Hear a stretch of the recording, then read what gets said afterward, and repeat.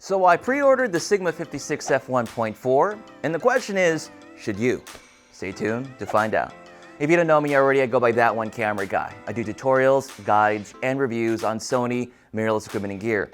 Don't forget to subscribe and hit that bell notification so you don't miss out on the latest content. And smash that like button because it always helps out my channel. Alright, this is a talking head video, kind of going over why I got the Sigma 56 1.4. Hopefully I do answer that. Whether or not you should consider getting it. Some alternate options and choices, and also some of my frustration with Sony. So I'm going to cover like 4 core ideas in this video, or try to. So I got the Sigma 56 1.4 because I review stuff, and I'm a fan of the APS-C line of cameras, 6000, 6300, 6500, and a lot of my videos sort of center around that on my YouTube channel. So I went ahead and pre-ordered it. It made a lot of sense for what I do. But at $479, it's quite a bit of money to drop. Now, the Sigma 16 1.4, which I'm actually using right now to film me, is a stellar lens. Absolutely love it. It's one of my favorite APS-C lenses.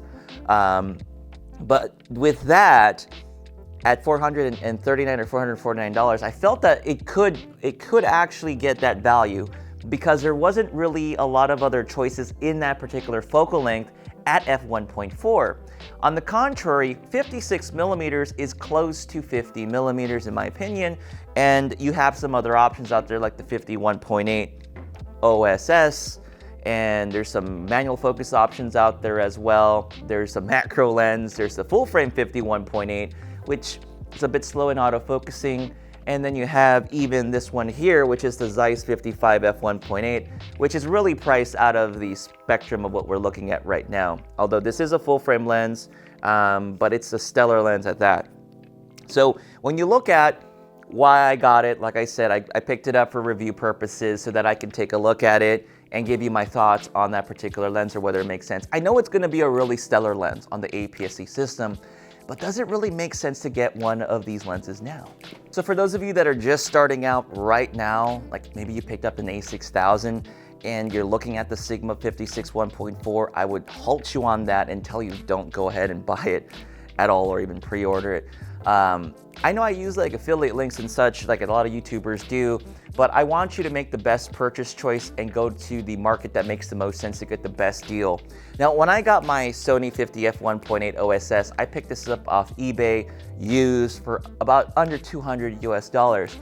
And always go with the cheapest route that makes sense for what you're doing. Now, I'm not telling anybody and recommending them to just go buy used. Sometimes there's a benefit to buying retail. You get the warranty, you get a little bit of protection on it. So you have to weigh the cost and benefit, or the risk that comes into buying a used item. But I wasn't gonna spend $300 on this, which is what the retail price for is in the 51.8 OSS. It's a great lens, fast autofocusing. I did a video on it, I really like it for the APS-C system, and it makes a lot of sense, especially if you're using an A6000 or the A6300 that does not have built-in stabilization.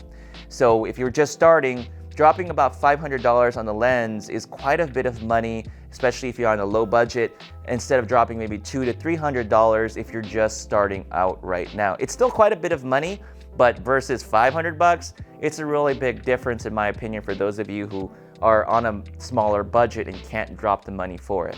So who is the 56 1.4 really for? I think the 56 1.4 is targeted towards people that want better quality images, they want sharper photos, it's gonna give you a nice out of focus look to it, but it's kind of falling into that portrait lens range. Now, ideally, if you were shooting with this particular camera system, like the 6300 I have here, actually this is the 6300, you would want an actual 85mm lens, like the one I have right here, to give you a portrait photo, right? 85mm is typically what you would shoot for portraits. However, if you're using this lens, you're gonna find yourself struggling with distance while you're working with the model or whoever it might be you're doing portraits with. So a fast 56 1.4 gives you a 35mm equivalent to about 85mm. And you get that nice bright aperture. Now, you're not gonna get the same depth of field look. I'm not gonna get into that whole argument or discussion, but just know, yes, you're getting a 56 with an 85mm focal length equivalent, but you're not getting the same kind of depth of field look. Exposure, yes. So just keep that in mind. So it's gonna help you work with portraits better, and I think that's where that lens is gonna shine the most. I'm definitely going to test it for sports because that's what I usually do. So, but that's kind of where I think it sort of lands for in terms of portrait photography. But with portrait photography in mind, my question is, should you now consider a full-frame camera versus an APS-C body? So right now, there looks to be a deal going on with the Sony a7 Mark II, and I also own that camera. It's a really nice full-frame Sony camera. It has stabilization, 5 frames per second. It has decent 1080p video. It has pretty much a lot of the modern bells and whistles that you would want to expect in a Sony camera, minus the dual card slots and the really paltry battery life. So, but in terms of just a full-frame sensor, better low-light performance, 24 megapixels, it's a really solid camera if you're looking to do portraits, for example, and step up into the full-frame world. And so something like this, now this is an A7R II, just imagine an A7 II, you, instead of maybe getting the Alpha 6500, or maybe you have the Alpha 6500, and picking this up with the 85 f1.8 to get an actual 85mm portrait lens. So I don't know if any of you are in the same kind of situation. Maybe you are shooting APS-C, but you are thinking about full frame. Then maybe the A7 II with the 85. Now granted, this is about $120 more than the 56. This is about $600. The other one's $480. This one will give you that better depth of field look, that shallow depth of field, and give you a nicer rendition using the 85 versus the 56 1.4. The final thing I want to talk about before we finish the video is some of the things that Sony really needs to do, and whether or not it even makes sense to get the Sigma 56 1.4 right now in general and kind of invest within the Sony APS-C system. We do know from the talks of some of their management team that they haven't given up on APS-C, hopefully. Granted, they haven't really been releasing native Sony APS-C lenses for some time. But I feel like we're missing that camera body, right? We're missing this newer, robust APS-C camera, whether it's more prosumer-oriented or more streamlined and updated with newer features.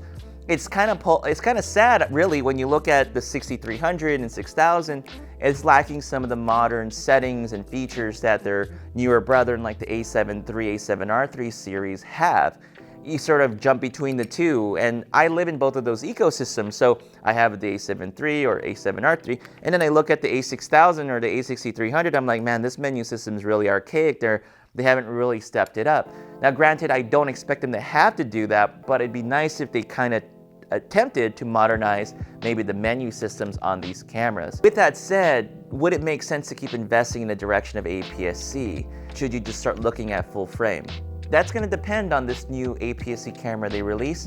We were hoping for an announcement or a release before the end of this year. Maybe in December we'll see something.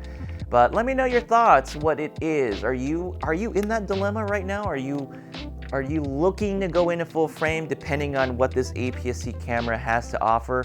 And to be perfectly honest, I really am frustrated because Sony's not making the efforts to bring in like a fully articulating screen.